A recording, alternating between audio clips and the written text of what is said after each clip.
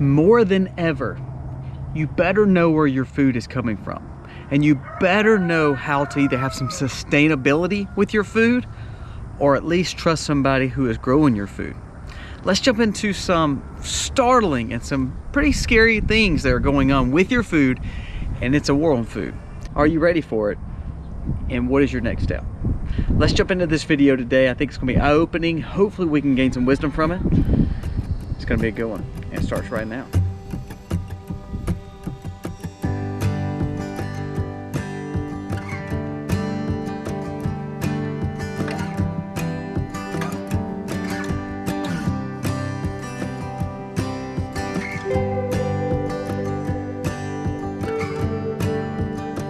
Hey guys, welcome to the Max. Thank you so much for being here. If you're new to the Max, go down here, press subscribe, and ring the bell. Give us a thumbs up or a thumbs down, but let us know what you think about this video. If you like this content, share it with your friends and family, and hopefully it will give them some wisdom as well. Let's jump into the topic today for this video.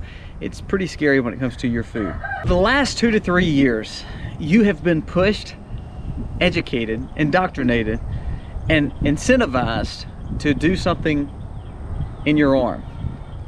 Now that's been pushed upon you not only once but twice, a third time, a fourth time, however many are out there of these new procedures that you need to get done. But there's been so many people say, you know what, we don't want those, we don't want to keep on putting this in my body, I don't even know if it's good for us.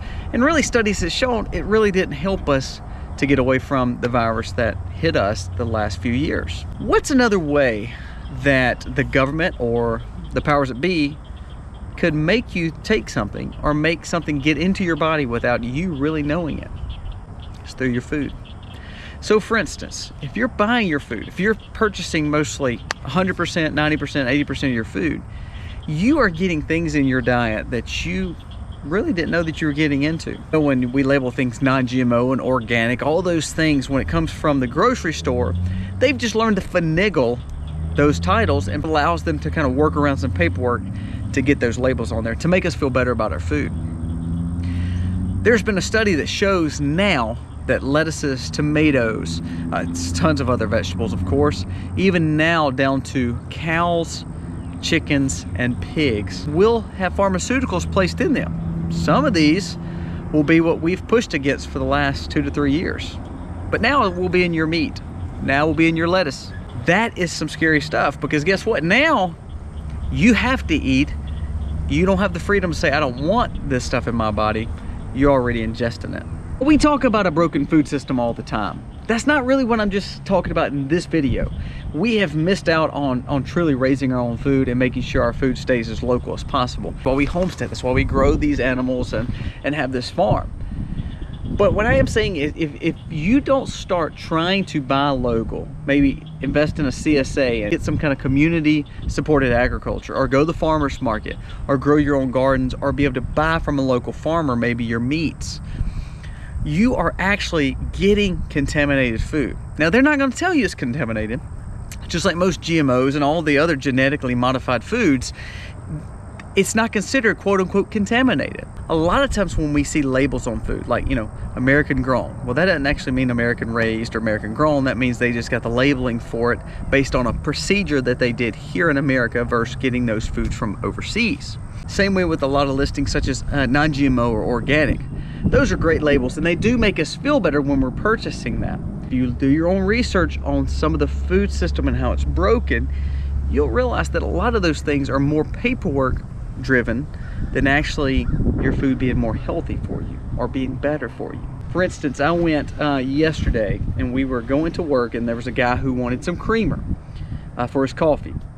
So we went and we bought some creamer at a grocery store. Now that grocery store and that creamer had non-GMO, you know, no this for this dairy, no this and this and this, and had all these things. It looked all really good, looked like it was a clean product.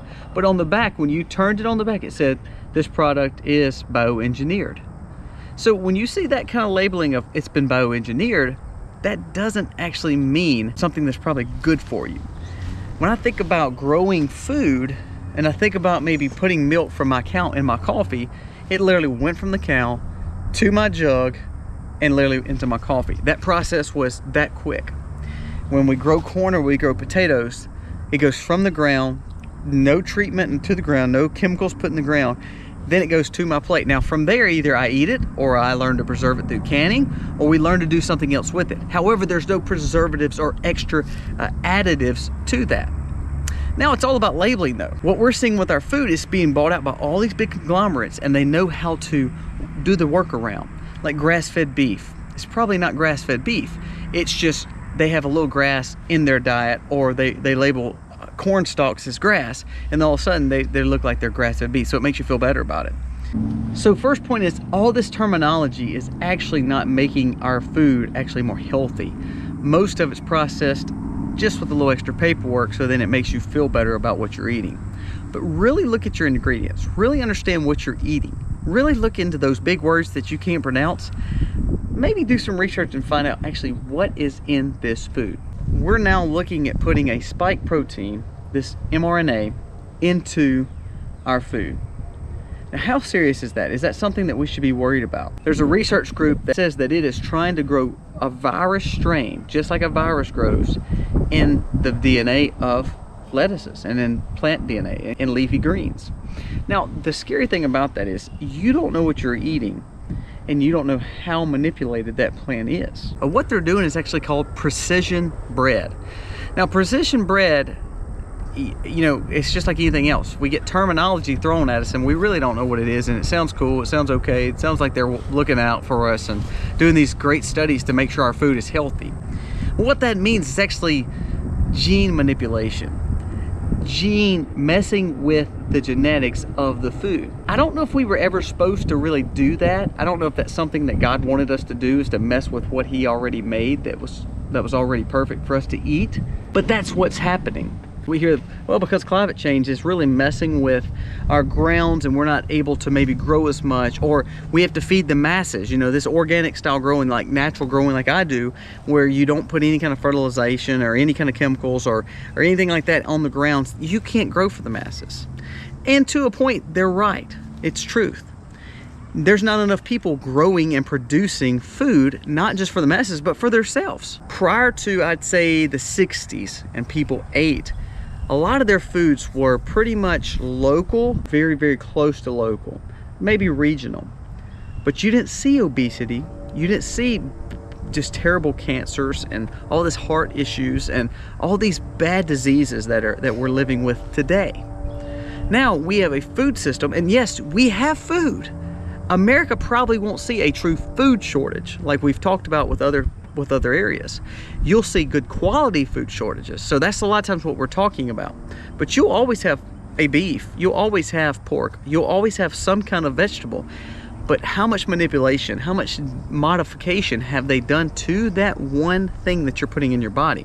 When it's precision bred, when it has these extra pharmaceuticals in it, is this actually hindering our body?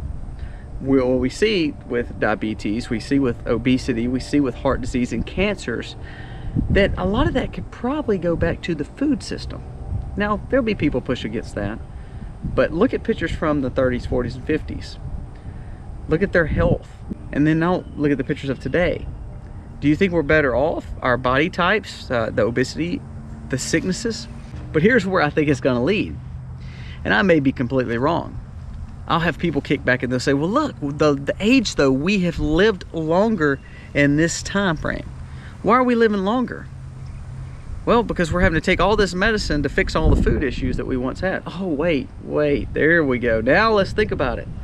If big food and big pharma are tied in together, that could be a big problem. If we're injecting all this quote unquote good stuff for us into our food system is providing food, but it's a broken food system because the quality of the food and also the manipulation of the genes and the makeup of that food is different, then therefore maybe the natural foods that we would typically get we're not getting anymore because we're getting this processed garbage, and then we're putting in our system. Then all of a sudden we're having to live on all these medicines for the rest of our lives, for our thyroid, for diabetics, you know, all this cholesterol issues.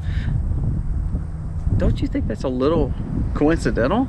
Now, you would think that a lot of people would push against this, but some of the biggest growers of pork and beef have said they're looking to use this thing in the arm maybe to put in their meats. Now, what's incentivized to them? Do they make more money doing that? I wonder if there's a grant program for that. I wonder if someone is paying them to do that. Have you looked at who actually owns some of the biggest egg producers in America? It would probably, I don't know if it'd surprise you, but I think it would help you say, well, this may not be for a coincidence. So just look in, just Google who's the biggest egg producers, who's the biggest owners of pork producers in America, who owns the most beef in America, and who produces the most beef in America. When you start looking at some of those things, you're going to realize a lot of them are not Americans, and then all of a sudden you're going to realize the ones that are some of the people that are tied up with global agendas. Let's say it like that. So here's what I think we've got to see. We have a broken food system, and especially for all you people who are living right now in cities, you have to find a source of local food. You have to find a way to maybe get some supplemental food that you know has not had anything done to it. We have to cleanse our bodies. We have to learn to make our bodies get back to where they were, where we're eating stuff naturally from the ground, or something naturally from a farmer who is actually taking care of their animals like they were supposed to. Now here's the sad thing. You're seeing more and more regulation on the farms and on the local people and on the homesteaders, especially the older farmers. You're seeing a lot of those go out of business. I know in our area, you don't find dairy farms anymore. You don't find anything other than chicken farms. Now here's the thing about chicken farms in my area. None of them are independent. They're not chicken farmers, they're chicken growers, and they're contracted out with these big chicken providers. And that means they are at their beck and call. They've got to do what they have to do. They have to buy their feed. They have to buy their chickens. Everything is based on what Big Ag tells them to do. Same with a lot of our growers. We're hooked into co-ops. So it's like the farmers are getting manipulated. You are buying trash food from the grocery because you're not getting good quality food, because people can't sell you any good food anymore because of the regulations on the smaller farms who can't afford to do the end arounds and the workarounds like some of the big businesses do. So it's a broken food system. Now, I said a while ago, you can look at CSA options. Now, I'm not saying don't buy anything from the grocery store or buy anything from town to eat. I understand that. We have to live. But if they can manipulate and you not know it, here's the kicker. You do not know, and there's no labeling on there that says this is precision bred. A lot of those labels are not on there. They're not legally obligated to put it on there. And if it is on there, it's in very tiny writing, where you don't know what to look for. They make the pretty picture on the front of whatever you're purchasing, but when you look at the fine print, you're gonna realize there's a lot of stuff in this food that actually is really bad for me. So we see that there could be things put in our food. We can see that the farmers are getting either aged out or manipulated around regulation. And we're seeing big farms and big ag being owned by big players that have a different global agenda. So in America, you may not see a food shortage, but the quality of it and the manipulation of that food is where you have to watch out for. I could literally have cancer. There could be something wrong with me now. But I promise you one thing, we're gonna try our hardest to grow the most quality food that we can, the most holistic and natural way as possible, the way God intended it. And when we maneuver away from that, when we're not good stewards with that, then all of a sudden we get trash food. And all of a sudden, the trash food is tied into Big Pharma. All of a sudden, Big Ag and Big Pharma is all part of one big plan, and the government is not helping us get away from that. And then all of a sudden, we are basically having to do whatever they tell us. Because if we can't grow our own food or provide our own food or know someone who can provide the food, then therefore whatever manipulation goes on the food, I mean, here we are, we're trying to stay away from the you know what, but then now all of a sudden it's gonna be put in the food. Do you honestly believe that's for the best? Now, we've seen some conservatives and some libertarians push against this and saying, listen, if it's going to be in there, it needs to be labeled. So you don't really know what you're eating. When you think you're eating healthy and you're eating those leafy greens, they may not be healthy. When you think you're eating that good quality meat because it was, quote unquote, organically grown, pasture raised, not raised in barn, you hear all that terminology, but really when you look into it, there may be more to the story. I challenge you to do a few things. First of all, find out where your food's coming from. Grow as much food as you can. You can grow them in raised beds. You can grow them in pots and containers. I have videos on what fruits, what vegetables, what herbs, what things grow best in smaller places. If you've got some kind of land, grow some bigger crops. you've got to start supplementing your food. I've got a video saying if you can't grow your own food and you live in an apartment, find a CSA, find a local, what they call consumer supported agriculture. That's what a CSA stands for. Meaning a farmer has a co-op and they sell to 3 or 4 or 15 or 25 or 30 people a week, and they provide a basket full of food every week for a plant. It's almost like a club to be a part of. Look at something like that. Maybe there's a local butcher that knows a local farmer who can get you local raised chicken or beef or pork or whatever you're wanting to eat. It goes from that person to that butcher to your freezer. There's no extra people in that. There's no extra manipulation. There's no extra place that they're going to take it. It was raised on that guy's farm, sold to the butcher, then sold to you.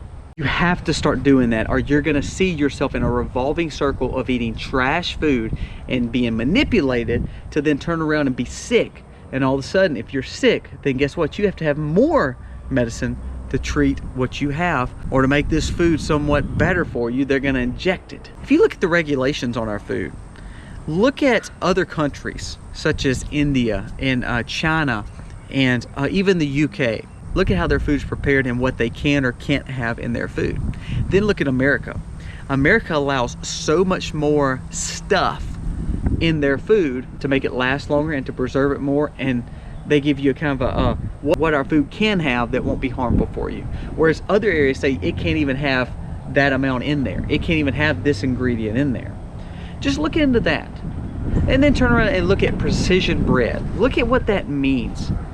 Really type that in and say, you know, what is precision bread? You know, China owns most of the pork, but you know, some of the stuff that we put in our pork in America, what they put in America pork, you know, they can't even have. It's banned in all the other countries that we just talked about. It's banned in China. So why is it okay for us to put in our food? But you don't know that, do you? You didn't know that it has a chemical in it that actually is bad for you.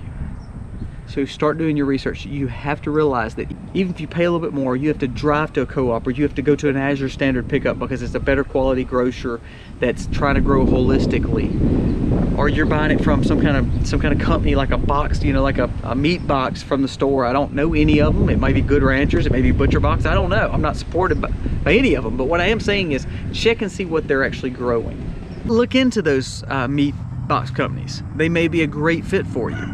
Just look for holistic groceries. Look for farmers who are willing to sell to you, farm to table style growing. I don't think you realize how important it is. I believe you're going to see a major difference in your health. You're also going to see a major difference in the medicines that you take. Look at holistic growing such as herbs. Everybody can grow herbs. And you'll realize you'll start cutting out again more pharmaceuticals.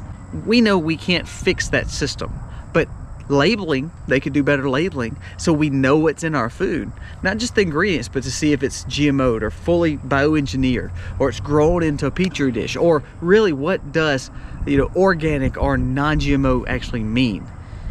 We may need to tighten those labels up. If we're going to have regulation, we might as well have it actually working for the consumer and not for big business. So the point of this video is not for any reason to scare you. It is to encourage you to start growing and buying food local. Fix your local food system, meaning you either grow it or you buy it local. Pay a little bit more of a premium. That's okay.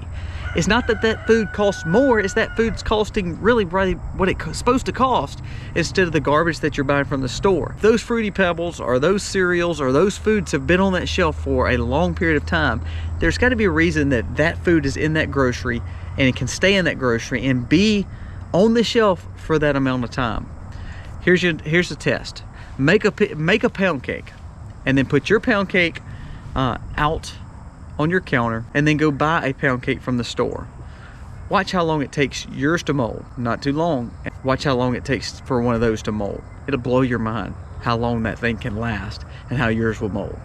My milk, our raw organic milk that we drink daily, and I know it's raw and I know it's organic because I'm actually producing it here on the farm. Well, I'm not, but the cows are. That milk is really good and yummy and creamy and awesome for about 4 to 5 days. After about the 5th day, it gets a little chalky. Not that it tastes terrible, but then we look at other options maybe to utilize it for our farm, and also maybe freezing it or putting in the freeze dryer. By then, most of it's drank anyway. But what I'm saying is that milk should only last 4, 5, 6, 7, 8 days, maybe 10. the milk in the store, if it lasts a month or two, that might be a bad sign. Those fresh eggs, I can grab those fresh eggs, I can leave them on the counter with their bloom on, and they're gonna be good for a few weeks. We can put them in the fridge, they'll be good for a few more weeks. But some of the ones you're eating in the store are a lot older than that. Do they put a false bloom on them? What happens to those eggs? All I'm saying is look at the food system. Grow food or either buy local food. If you live in cities, they have farmers market. Our little small town has a farmers market 2 days a week, just about 2 or 3 seasons a year. And then you can learn to bulk buy some of those foods and then learn how to preserve it. Fix your food system, because when you fix your food system, you fix your health. You will see the fact that this food is not contaminated with all the other trash that government is allowing in our foods and that these big businesses are pushing, because it may be tied to something else that we don't want in our food. And all of a sudden, those spike proteins and all this scary stuff that was in the last 2 or 3 years that you were avoiding, you're actually eating and you don't even know it. I think if you do your research, you're going to be scared at what you will find when it comes to the food system. And the war on food is serious. So now it's time to be a good steward, learn to be sustainable, and find ways to provide your own food. Guys, thank you so much for watching. God bless. Happy homesteading, y'all. Hey, thanks for watching. If you like this video, check this video out. It's actually a really good one. If you like that video too, you can check this one out. And then if you're again new to the channel, you can go right here and press subscribe. We would love to have you part of our community, and our goal is to grow, be a sustainable farmer, but more than that, grow in wisdom as a community to see a broken system, and hopefully we can help fix it.